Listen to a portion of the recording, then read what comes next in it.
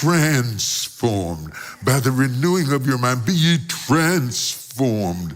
Don't just take on a form, but be ye transformed by the renewing of your mind. Don't fake the funk. Be ye transformed by the renewing of your mind. Don't just jump because I'm jumping. Be ye transformed by the renewing of your mind. Have the kind of faith that lasts past Sunday morning. Be ye transformed by the renewing of your mind. So T.D. Jakes just delivered one of his most confrontational messages about fake Christianity, and it's hitting different in 2026.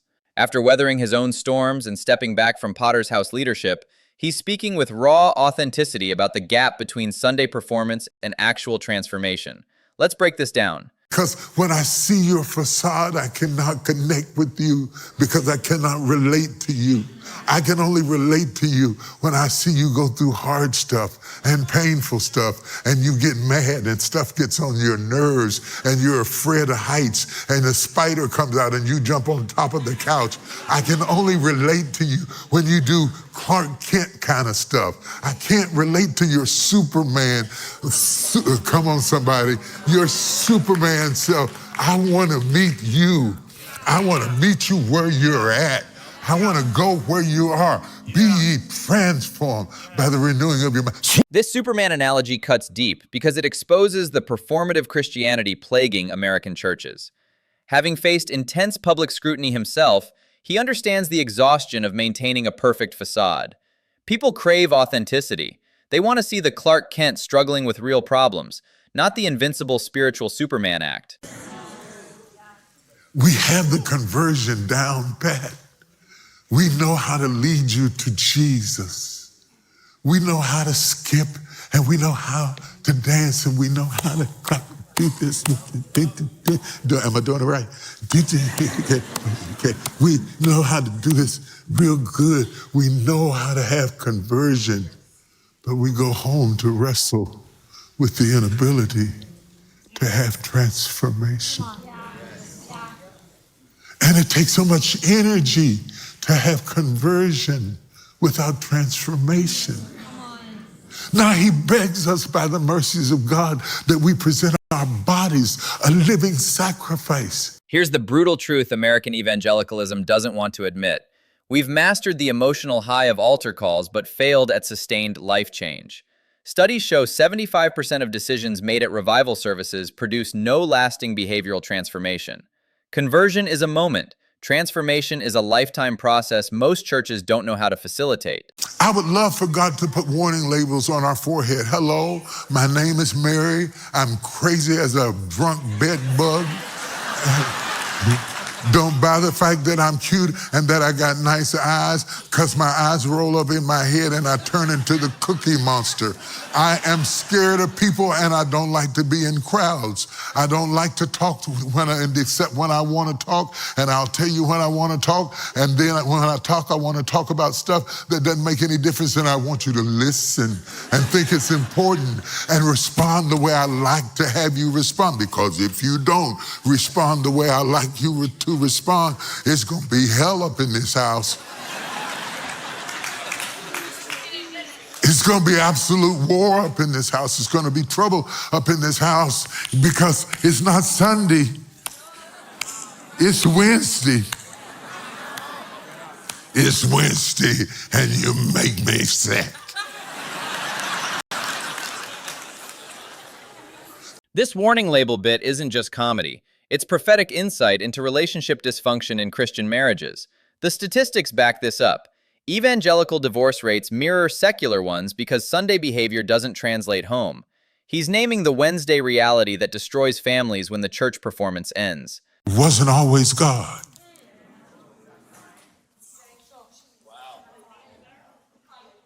Who touched me wasn't always God. Who made me the mad, angry woman I am was not God. Who made me the distant, aloof, cold man I am was not God. God is not the problem. God is cool. I'm down for God. I'm down for Jesus. It's all the people who touch me before he did. It is not my destiny that I'm worried about. It is the contamination of my history. And to be transformed is to take away the effects of my history. The contamination of history concept aligns perfectly with trauma psychology while maintaining biblical framework. Adverse childhood experiences literally rewire neural pathways, affecting adult relationships and spiritual growth. He's bridging therapeutic insight with scriptural truth, acknowledging that past wounds require intentional healing, not just prayer. That's right. And my history contaminates my destiny like Kool-Aid changes water, like wine changes when fermented. My destiny, my old stuff, comes creeping up into my new stuff.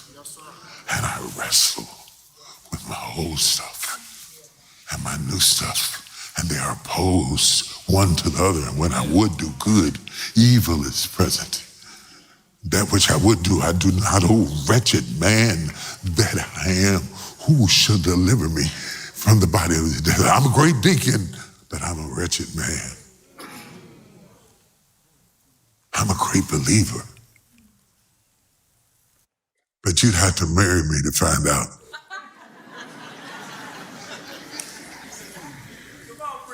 I'm a broken man. He's channeling Paul's Romans 7 struggle, the war between flesh and spirit that every believer faces. But notice the personal vulnerability here. I'm a broken man. Having weathered his own public controversies gives this confession weight. The internal conflict he describes isn't theoretical. It's lived experience. Yeah, I got to tell you about the monkeys. There's all these monkeys up there. There were monkeys jumping. There were monkeys on my car. There were monkeys on the window. There were monkeys on the back window. And they were talking about how cute the monkeys were. And the monkeys was leaving little white spots on everything. And they weren't quite as cute as I thought they were. They were out everything. But it was so nice. It was so wonderful. You felt so like you were in another country, all these monkeys. And I had the monkeys everywhere, and the monkeys were everywhere, and the monkeys were everywhere. And I started noticing there was something weird about these monkeys. And see, I watch too much TV. I watch these movies where the monkeys start talking to each other. You ever watch the movies where the monkeys start driving cars and the monkeys start mediating with each other and they start calling one another and they come through the trees and everything? And I know there was a whole lot of gathering around my car. There's a whole lot of them around my car. I'd have fought one or two of them, but it was a whole lot of them around my car. And they were all around my car, and it was all of these monkeys. And you know what was weird about them? They didn't have no tails. The Rock of Gibraltar isn't random geography. It's one of the ancient pillars of Hercules, representing the edge of the known world. He's setting up a metaphor about reaching new heights and discovering uncomfortable truths about yourself. The monkeys represent something deeper he's building toward. Monkey tails, you know. Monkey tails. They have monkey tails, but the tail is so small, just a little bit of gristle and meat. The tail is so small, and the weather changes in Gibraltar, and it gets cold in Gibraltar. And in the winter, you know what happened? Don't stop me. You know what happened? They froze their tail off.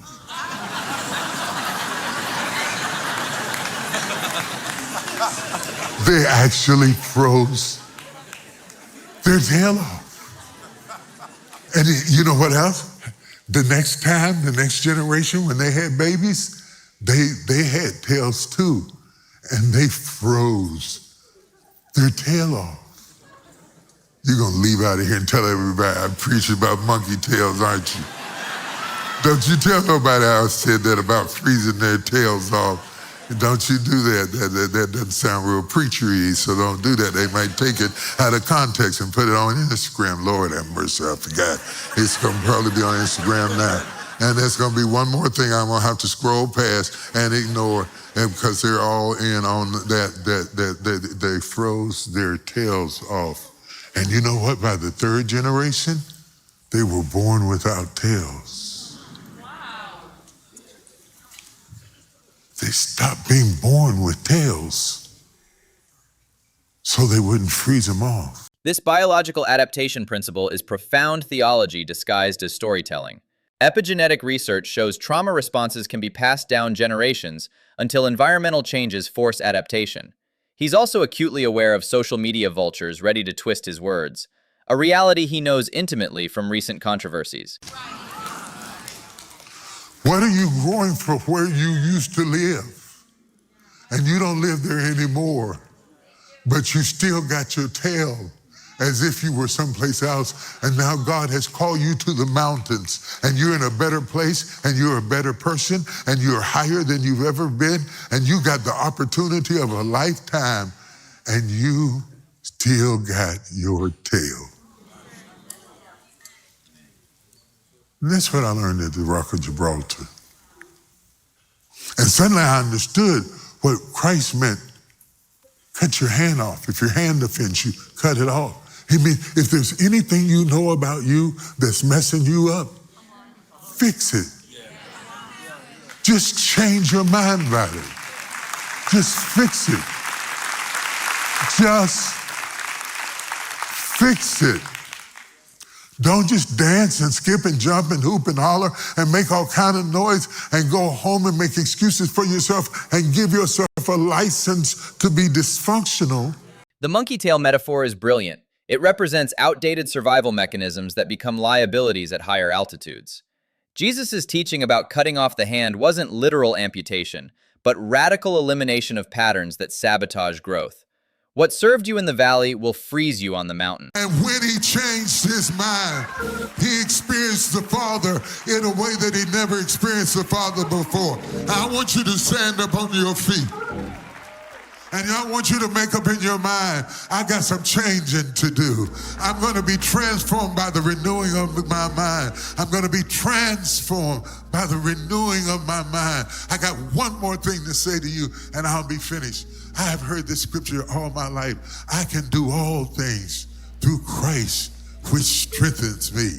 Man, people always use it when they come up against a task or an obstacle. I can do all things through Christ, which strengthens me.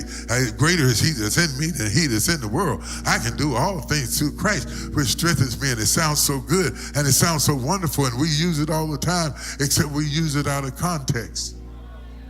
When Paul said, I can do all things through Christ in Philippians, who strengthens me, he said it after saying this, I have learned how to be abased, and I have learned how to be abound. I have learned both how to be in want, and I have learned how to have plenty. That means you don't come here knowing how to fix your mind. You have to learn how to do this. You have to learn how to do this. The prodigal son's transformation started with, he came to himself, a complete mindset shift.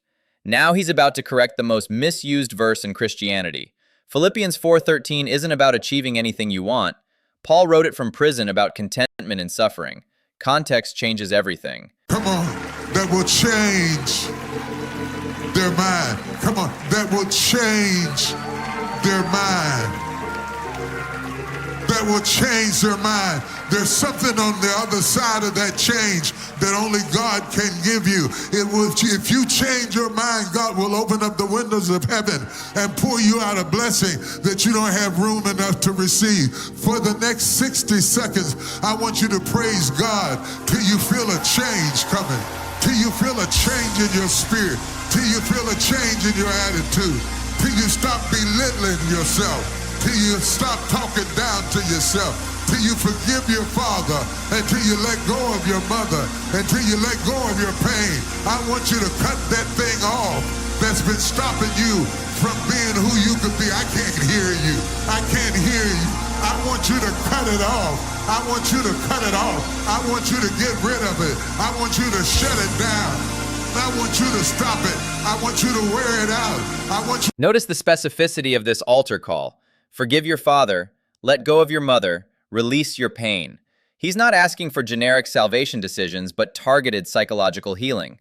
This holistic approach to ministry, addressing emotional, relational, and spiritual wounds simultaneously, is why his impact endures decades later.